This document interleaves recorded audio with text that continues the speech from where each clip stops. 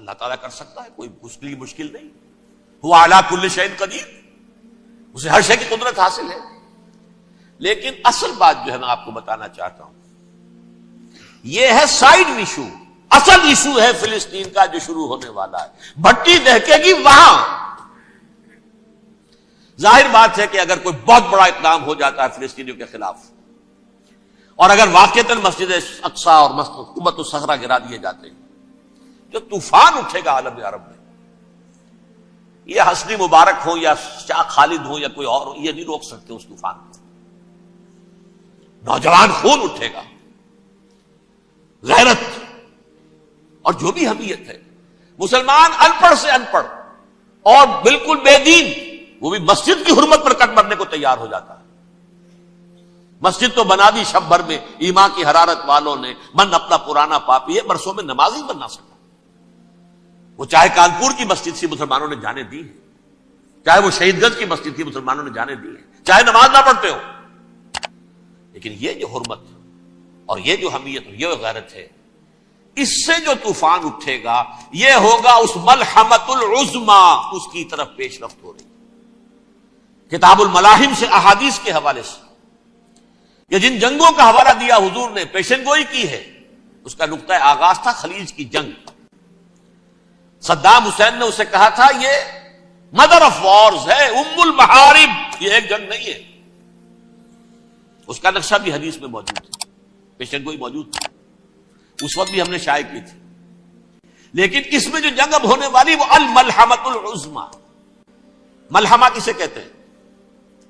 لحم گوشت کو کہتے ہیں، اور قصائی کی دکان کو عربی میں ملحم کہتے ہیں، جہاں گوشت کے ٹکڑے کیے جاتے ہیں. آج کل مشینوں سے ہوتے ہیں، اب جو ہے وہ ہاتھ سے چھریوں سے نہیں ہوتے، لیکن ٹکڑے ہو رہے ہوتے ہیں، جسموں کے چیتھڑے اڑ رہے ہوتے. ملحمہ یہی لفظ استعمال کیا تھا حضرت سعد ابن عبادہ نے رضی اللہ تعالی عنہ یوم فتح مکہ. ان کے دل میں تھا کہ اب ہم انتقام لیں گے ان عربوں سے، ان قریش سے. الیوم یوم الملحمہ، الیوم یوم الملحمہ، یہ کہتے ہوئے جا رہے تھے. ایک خاص کیفیت، آج ہے گوشت کے ٹکڑے اڑانے کا دن. حضور سے کہا کسی نے جا کر کے ساتھ تو یہ کہہ رہے ہیں الیوم یوم الملحمہ، الیوم یوم الملحمہ. حضور نے فرمایا نہیں، ان سے کہو جا کر الیوم یوم المرحمہ، الیوم یوم المرحمہ، آج رحمت کا دن ہے، آج تو میں ان سب کو معاف کروں گا. لا تثریب علیکم اليوم، میں تم سے وہی بات کہہ رہا ہوں جو میرے بھائی یوسف نے کہی تھی اپنے بھائیوں سے. اذهبوا فانتم الطلقاء، جاؤ تم سب کے سب آزاد. وہ ملحمہ ہے جس کو کہ حضور نے حضرت معاذ بن جبل رضی اللہ تعالی عنہ کی روایت ہے، اس میں سے جو ابو داؤد میں روایت آئی ہے اس میں الملحمۃ العظمی، عظمی مؤنث ہے اعظم کا. آپ کہتے ہیں جنگ عظیم اول، جنگ عظیم دوم. عظیم کا باپ ہو گیا اعظم، سب سے بڑا، اور اس کا مؤنث ہے سب سے بڑی، عظمی. الملحمۃ العظمی، سب سے بڑی لڑائی. میرے نزدیک یہ وار کے معنی میں نہیں ہے، بیٹل کے معنی میں. انگریزی میں یہ دو لفظ علیحدہ ہیں، وار، بیٹل. وار سالوں کو محیط ہوتی ہے، بیٹل کسی ایک خاص جگہ پر جو لڑائی ہوتی ہے اس کو کہتے ہیں. حضور کے اور قریش کے درمیان 6 سالہ وار تھی، جنگ تھی. لیکن battles, battle of Uhud, battle of Badr, یہ بیٹلز تھی، لڑائیاں تھی.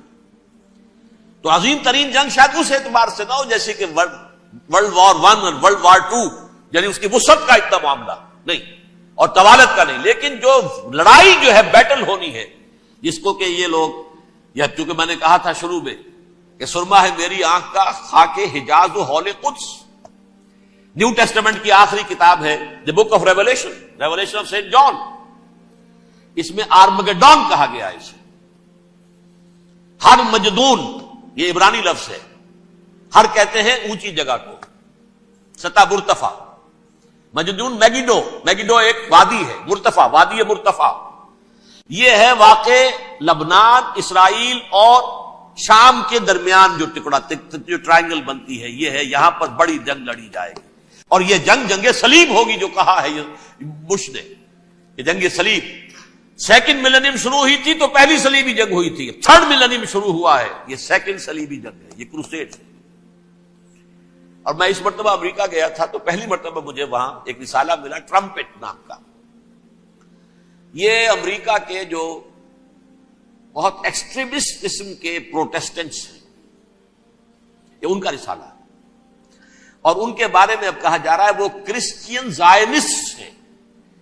آپ شاید پہلی مرتبہ یہ لفظ سن رہے ہو.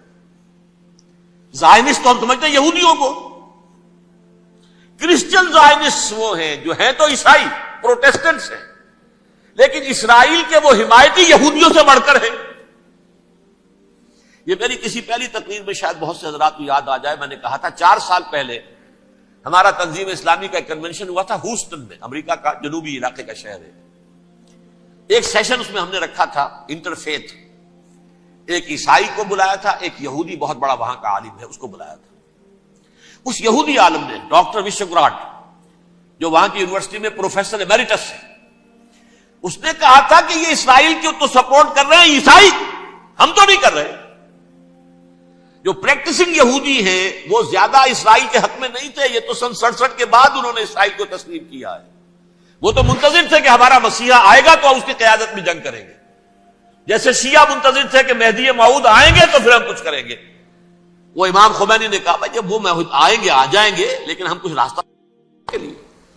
زائنسٹ نے آگے بڑھ کر ریاست قائم کر لی، اور جب یروشلم پر بھی پورا قبضہ کر لیا تب جو ہے در حقیقت مذہبی یہودی جو ہے پھر انہوں نے اپنایا ہے، اون کیا ہے، اور نئے سیٹلمنٹس جو بھی بنے ہیں وہاں پر اسرائیل میں، اس میں اکثر و بیشتر مذہبی یہودی آیا، اور بروکلن کے علاقے سے سب سے بڑھ کر آئے ہیں، جو امریکہ میں نیو یارک کا ایک جنوبی علاقہ ہے، بہت بڑا یہودیوں کا بہت بڑا گڑھ ہے.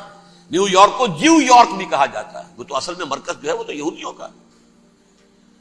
اس حوالے سے وہاں پر جو کرسچن زائنسٹ کہلاتے ہیں وہ اسرائیل کے یہودیوں سے بھی بڑھ کر کہیں سپورٹ کرتے. بہرحال اس دوسری صلیبی جنگ کا معاملہ جو میں کہہ رہا تھا، ٹرمپٹ نامی رسالہ، اس کا ایک مضمون ہے دی لاسٹ کروسیڈ. اب یہ آخری کروسیڈ ہے جو شروع ہونے والا ہے. میں تو حیران ہوں کس قدر کھل کے وہ باتیں کرتے ہیں. رومن کیتھولکس کو وہ کہتے ہیں کہ یہ شیطان ہے، یہ پوپ شیطان ہے، یہ یورپ کو اس نے جمع کیا ہے کرسچینٹی کی بنیاد پر، اور اس میں زیادہ تر کیتھولکس ہیں. آپ کو معلوم ہے برطانیہ بڑی مشکل سے شامل ہوا ان کے ساتھ، اس لیے کہ وہ پروٹیسٹنٹ کا سردار تھا، ابھی پوری طرح نہیں ہے. یورپ جو ہے وہ رومن امپائر دوبارہ یہ کھڑی کر رہا ہے، اور در حقیقت یہ جو ہے یہودیوں سے بھی چھیننا چاہتے ہیں اسرائیل کو اور فلسطین کو اور مسلمانوں سے بھی، اور یہ وہی کروسیڈ جو تھے اربن ثانی کے، اس کی تیاری کر رہے ہیں تاکہ وہاں پر عیسائی حکومت قائم ہو جائے، کیتھولکس کی، پوپ کی حکومت قائم ہو جائے، جیسے ایسٹ تیمور میں کر دی. ایسٹ تیمور میں کون سی حکومت بنی ہے؟ Roman Catholic.